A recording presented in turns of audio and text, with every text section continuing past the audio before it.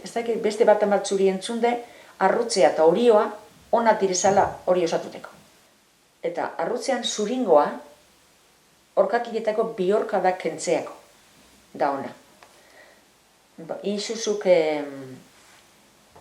zuringoa, imini iribitute, a punto nieve guaz esaten.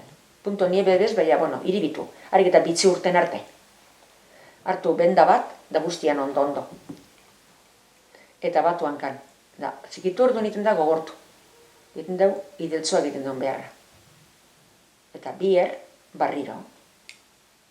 Eta gero egoten zirean, osatuteko sanbedarrak.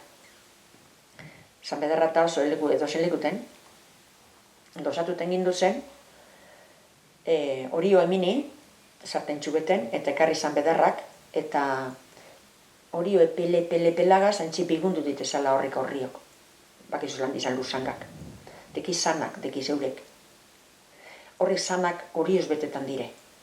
Orduen, orkatilea, gehiago eze, beluneko kontu iziten ziren palabras mayores, hori igual joan beste zan hospitalera, orkakileko okertuten ziren sarriten, esgintziak edo danadalak, eta orduen iten zan, orioa horreaz bedarrak egozan orioagaz, suabe igurdi danean narruek hartu deien apurtxo bat orioa. Eta gero horrik horriok ipini. Batzuk esaten dut santigituen ez dakitzen bekredo eta bat gezemet guria eta horrek ez dutzik alterik iten behosatu bezlar.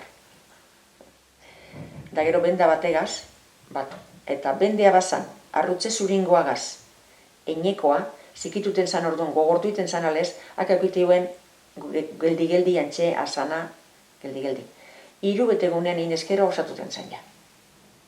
Eta gurera sarri torten zirean eske, zanbedarrak, jakiten gindu zen soloan non dauzen, eta, holan konponta zirean, baserritarreko gozek.